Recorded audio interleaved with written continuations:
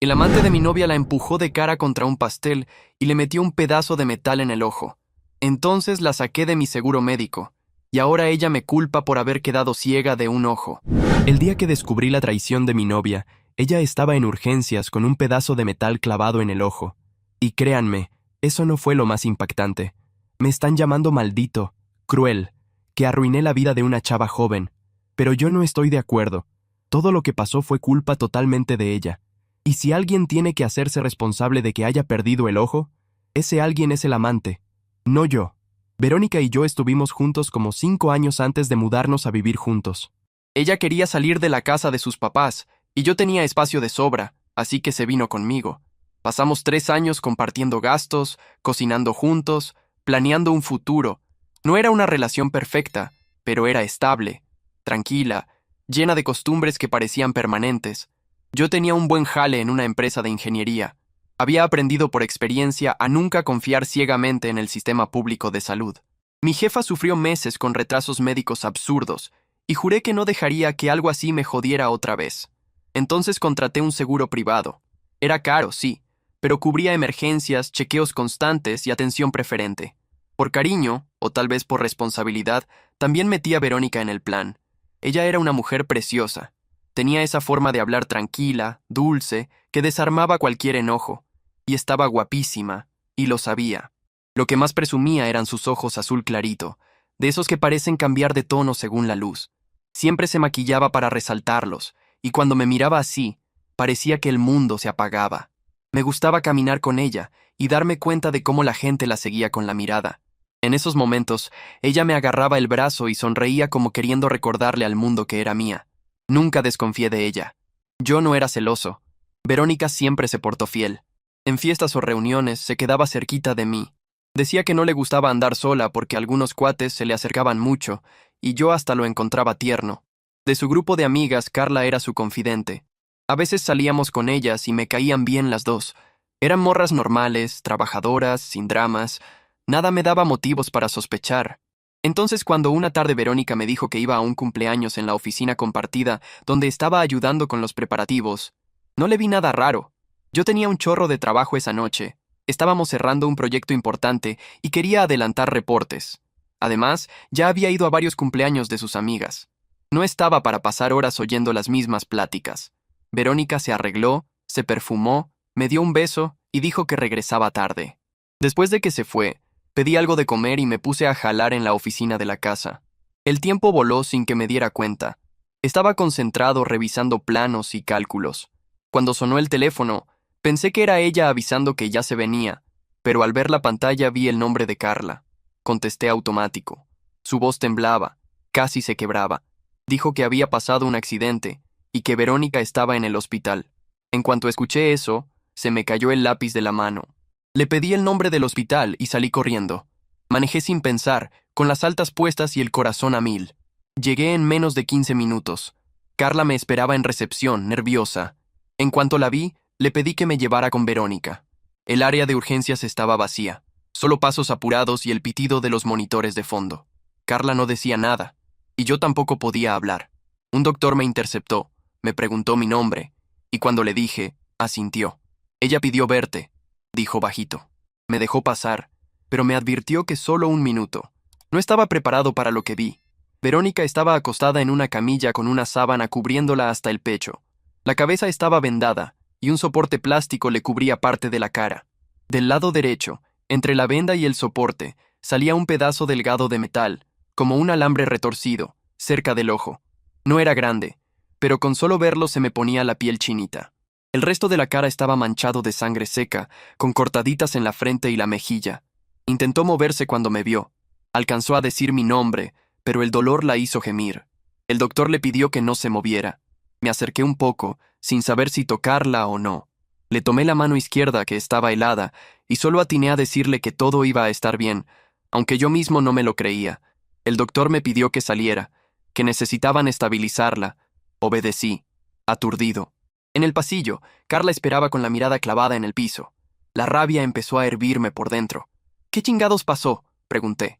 No contestó. Dio un paso atrás. «Carla, dime qué le hicieron. ¿Qué pasó en la fiesta?», repetí, alzando la voz. Abrió la boca varias veces sin sacar sonido. Tenía los ojos bien abiertos, las manos temblando. Intentó decir que todo había sido una confusión, que no entendía cómo había terminado así. Dijo que ya había hablado con la mamá de Verónica, que venía en camino, pero no contestaba lo que yo de verdad quería saber. Me acerqué más. Habla, por favor. Necesito saber qué pasó. Nadie te va a culpar si fue un accidente, le aseguré.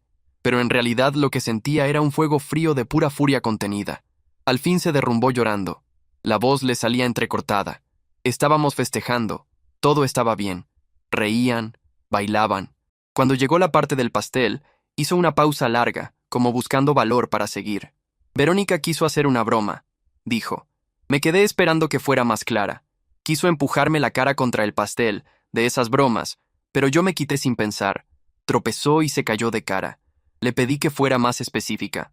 Carla respiró hondo, mirando la puerta de urgencias. El pastel tenía refuerzos metálicos adentro para sostener las figuras de arriba. Eran alambres.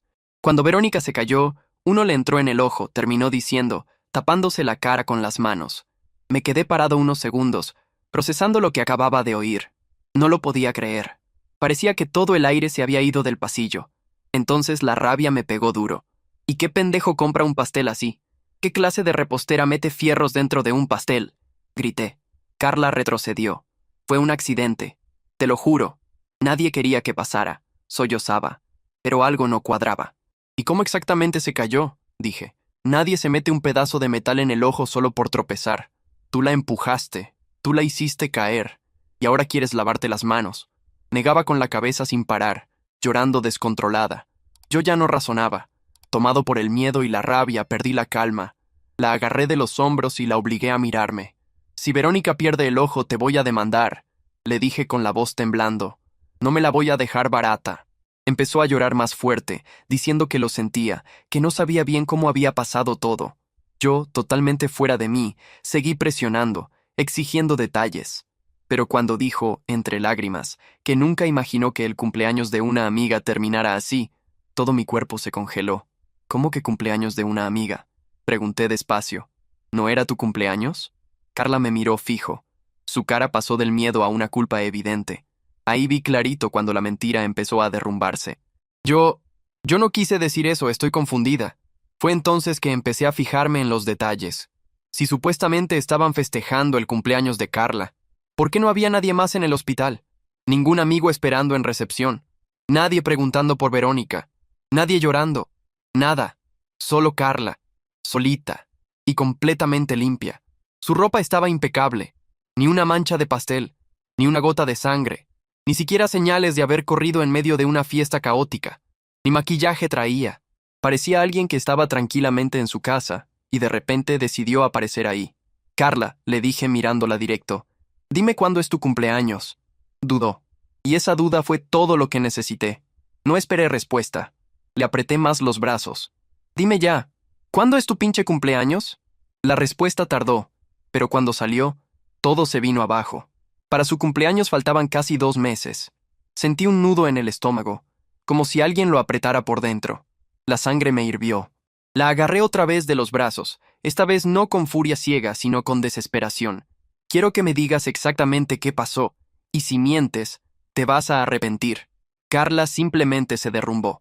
Dijo que, en realidad, no sabía todos los detalles, porque estaba en su casa cuando recibió una llamada de Verónica pidiéndole que fuera al hospital y dijera que habían pasado el día festejando juntas el cumpleaños de Carla. Que repitiera eso si alguien preguntaba. Especialmente yo. Nada de eso tenía sentido. ¿Me estás diciendo que Verónica, con un fierro clavado en el ojo, te llamó para pedirte que mintieras? Entonces, ¿quién la trajo al hospital? Carla, ya basta de mentiras, ordené. Al fin empezó a decir la verdad. Dijo que Verónica llevaba un tiempo viéndose con otro cuate, uno que se llamaba Martín, y que ese día no había ido con amigas. Había ido al depa de él a festejar el cumpleaños de él. Verónica, según ella, les había explicado todo el plan a Carla y a algunas amigas, para que, si yo preguntaba, todas dijeran lo mismo, que era el cumpleaños de Carla, que estaban todas juntas, que todo había sido una broma que salió mal, un guión completo armado. Carla no había estado en ninguna fiesta. Estaba tranquila en su casa cuando recibió una llamada de Martín. Él le pidió que corriera al hospital porque había pasado un accidente grave que Verónica me llamaba, que necesitaban a alguien que se presentara como la organizadora del evento y dijera que todo había sido un error, que Carla asumiera la culpa, porque si no, todo iba a salir a la luz. Cuando llegó al hospital, Martín le explicó qué pasó. Estaban festejando. Verónica intentó empujarle la cabeza a él contra el pastel como broma de cumpleaños. Y él, sin saber que el pastel tenía estructuras metálicas internas para sostener la decoración, se quitó y la empujó directo al centro del pastel. Verónica se clavó uno de los soportes en el ojo. Empezó a gritar, a sangrar. Martín no supo qué hacer y la llevó al hospital. Me dejé caer en una de las sillas del pasillo. Me sentía vacío, sin aire. No entendía qué chingados estaba pasando. Bajé la cabeza y entonces vi que, a un lado, estaban la bolsa de Verónica y su chamarra. Sin pensarlo, abrí la bolsa. Saqué su celular. Yo sabía el patrón porque nunca tuvimos secretos. Nunca pensé que haría falta esconder algo. Lo encendí y empecé a revisar. No me tomó ni 2 minutos encontrarlo. Un chat con Martín. Los últimos mensajes eran de ella, diciendo que ya iba para su depa. Subí la conversación meses atrás. Encontré de todo. Verónica nunca fue tímida, pero tampoco era de mandar fotos íntimas. Nosotros nunca vimos necesidad de eso. Pero con él, con Martín, había fotos. Decenas. Algunas tomadas en mi propio depa, en mi regadera, desnuda en mi cama.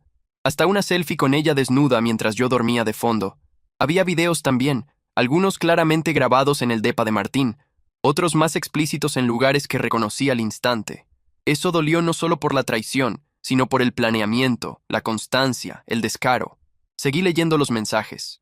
Vi cómo planeaban sus encuentros, cómo ella inventaba pretextos para ir a verlo, cómo pedía permisos en el trabajo, cómo me mentía en la cara mientras él le decía que la extrañaba. Vi fotos de ella con lo que parecía la familia de él, todos sonriendo, como pareja feliz y oficial. Ya no pude más.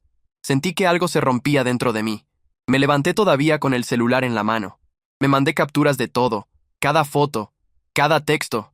Luego salí de ahí sin mirar atrás. Carla corrió detrás de mí. Preguntó a dónde iba. A mi casa, contesté, sin parar. Y dile a tu amiga que se acabó. Carla se quedó en la entrada gritando que no podía dejar sola a Verónica, que estaba mal, que necesitaba apoyo. Pues que le hable a Martín, contesté sin voltear. Si la quería tanto como parecía en los mensajes, nunca la habría dejado sola en el hospital. Seguí caminando al carro, pero cuando estaba por subirme, escuché mi nombre a lo lejos. Volteé con asco y vi a la mamá de Verónica corriendo desesperada. Me alcanzó sin aliento. ¿Qué pasó?, preguntó. Ya no tenía ni paciencia ni compasión. Verónica me puso el cuerno, dije frío. Su amante le empujó la cabeza contra un pastel lleno de fierros. Ahora está en urgencias. No esperé reacción. Di media vuelta y abrí la puerta del carro. Todavía gritó mi nombre varias veces, pero luego corrió para adentro del hospital. Me quedé ahí sentado, sin encender el motor. Miraba a la gente entrar y salir. Nadie sabía qué había pasado. Nadie tenía idea de lo que estaba ocurriendo detrás de esas paredes. Entonces caí en la cuenta. Yo estaba a punto de pagar una atención médica carísima y especializada que ella iba a recibir con mi lana, con mi seguro. Y eso no era justo. Saqué el celular, llamé al número de emergencias de la aseguradora y pedí que sacaran a Verónica del plan. Dije que ya no estábamos juntos, que la relación había terminado y que no reconocería ningún gasto médico a su nombre. Como todo estaba a mi nombre, el trámite fue inmediato. Después manejé a mi depa. Intenté volver al jale, pero era imposible. Mi cabeza era un desmadre. Me llegaron un chorro de llamadas de la mamá de Verónica, pero no contesté. En lugar de eso, empecé a juntar sus cosas. Ya no éramos pareja. No tenía por qué seguir en mi espacio. Junté todo. Ropa, cosas personales, documentos, libros, hasta sus cosas del baño. Lo dejé todo organizado en la sala. Al día siguiente lo llevaría a la casa de sus papás. Esa noche, harto de las notificaciones, apagué el celular. No quería saber más nada. Me acosté. Por primera vez en años, dormí completamente solo, con la puerta cerrada. A la mañana siguiente, antes de ir a jalar, decidí pasar por la casa de los papás de Verónica. Cuando llegué, no había nadie. Supuse que todavía estaban en el hospital, o que tal vez no habían regresado desde la noche anterior. Dejé las cosas de Verónica en el jardín de atrás, porque sabía dónde guardaban la llave y no quería entrar sin permiso. Sentí un alivio raro al dejar esas bolsas ahí. Era como sacar de mi vida algo que ya no cabía. Después intenté concentrarme en el trabajo, aunque apenas podía ver la pantalla sin revivir todo. En la tarde tuve que prender el celular para resolver algo del jale, y casi al instante empezó a sonar. Era el número de Verónica. Dudé, pero contesté. Lo que escuché me sorprendió más de lo que debería. Era ella. Amor, ¿dónde estás? ¿Por qué me dejaste sola aquí? Te necesito. Por favor, regresa, dijo con voz rara, entre llanto y dolor. No contesté. Me quedé callado. Entonces escuché un gemido extraño. Supongo que era por el dolor en el ojo derecho. Se oía débil, como si hablara con media cara dormida. Sé que lo que hice estuvo mal. Siguió. Pero fue un error. Solo un error. Te necesito. No me dejes ahora que estoy así. Sé que me quieres y sé que podemos superar esto. Te lo suplico, no me dejes sola en esto. Me dio asco oírla hablar así, como si nada hubiera pasado, como si yo no hubiera visto su celular, las fotos, los videos con ese cuate. Entonces contesté sin rodeos. Ya vi todo lo que tienes en el celular, Verónica. No me vengas con cuentos. Hasta conociste a la familia de tu amante. Olvídate de mí. Llámale a él. Volvió a hacer ese ruido raro, mezcla de dolor y llanto. De fondo escuché un suspiro de impaciencia. Parecía que el teléfono estaba en altavoz. No tienes idea de cuánto me arrepiento, dijo. Él no significó nada. Solo fue un error. Te lo suplico. Ven al hospital. Esta noche me van a operar y tengo miedo. Dijeron que tal vez pierda el ojo, pero todavía hay chances. Por favor, te necesito aquí. Nada de eso me movió. Para mí ya era demasiado tarde. Lo que necesitas, contesté, es ver si tienes un seguro que cubra tu cirugía, porque conmigo ya no cuentes. Y colgué. No pasó ni un minuto y volvió a marcar, pero ya no contesté. No quería oírla. No quería dar explicaciones. No quería que intentara manipularme. Puse el celular en silencio y seguí con lo que estaba haciendo, aunque no podía concentrarme. Como una hora después empezaron a llegar mensajes de todos lados. De su mamá, de su papá, hasta de las amigas. Todos pidiéndome que hablara con el hospital, que arreglara lo del seguro, que solo yo podía ayudar. Carla hasta mandó un audio diciendo que la cirugía no se podía hacer porque el seguro se había negado a pagar, que ya les habían avisado que sin autorización no la tocaban y que la operación costaba un dineral, según sus palabras. Contesté solo, ese no es mi problema, el resto lo ignoré. Esa noche, el papá de Verónica apareció en mi depa. Tocó varias veces hasta que abrí. No lo dejé pasar. Me quedé parado en el marco de la puerta, listo por si se ponía agresivo, aunque no parecía ese tipo de hombre. Escucha, mijo, dijo. Entiendo que estés dolido. Entiendo que te sientas traicionado y te aseguro que no justifico lo que hizo mi hija. Pero ella necesita esa operación. Puede perder el ojo si no la hacen ya. Es cosa de tiempo. Nosotros no tenemos cómo juntar esa lana, pero si tu seguro cubre, te juro que pagamos después. No le creí ni un segundo. Sabía que, aunque tuvieran buena intención, nunca podrían pagar una cirugía de ese calibre. Además, en mi cabeza ya no existía el nosotros. Verónica y yo ya no teníamos ninguna relación, contesté. Antes hasta me daba lástima lo que le pasó, pero ahora no pienso cargar con deudas ni problemas que no son míos. Dejen de marcarme y de buscarme. Ella decidió sacarme de su vida hace rato. Que enfrente las consecuencias. Su cara cambió. No de coraje, sino de resignación. Solo asintió. Dio un paso atrás y se fue sin decir más. Días después, quien me contó qué pasó fue la misma Carla. No sé si era culpa o si creía que yo quería saber, pero de vez en cuando me mandaba mensajes, siempre para reportar algún nuevo desastre del desmadre en que todo se había convertido. Según ella, los papás de Verónica intentaron conseguir la lana de la operación de todas las formas posibles. Familia, préstamos, ventas rápidas, hasta rifas improvisadas. Nada funcionó.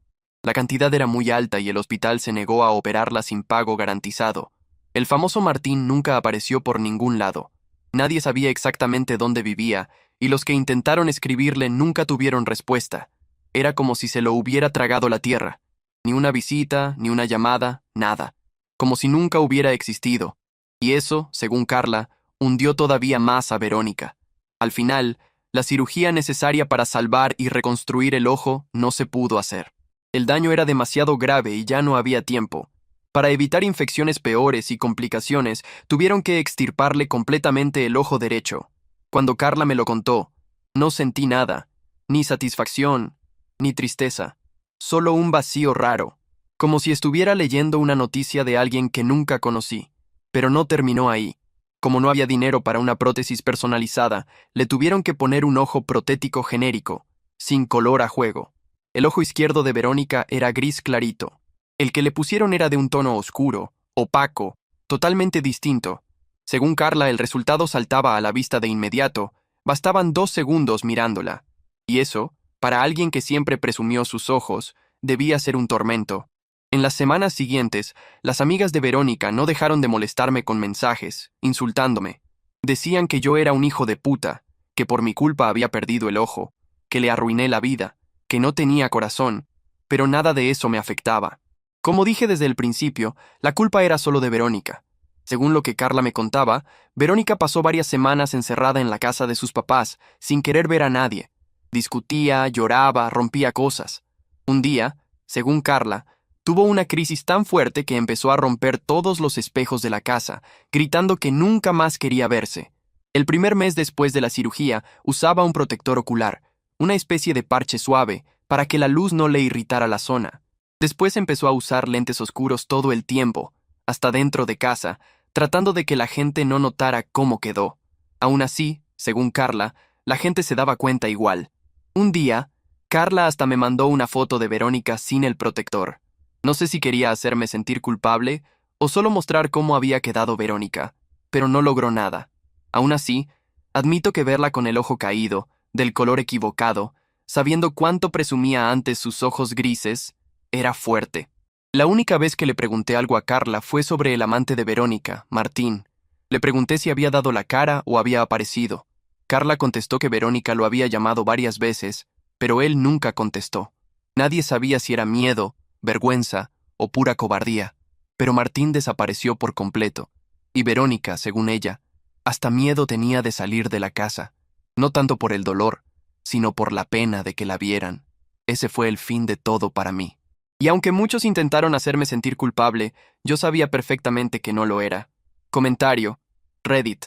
Al final, él se volvió el villano porque no quiso pagar las consecuencias de la bromita de la ex con el amante fantasma. Qué curioso, cuando era para poner el cuerno no necesitó el seguro del novio, pero cuando salió mal, él se convirtió en el monstruo de la historia. Pues bueno, cada elección tiene un precio. El de ella fue más caro de lo que esperaba.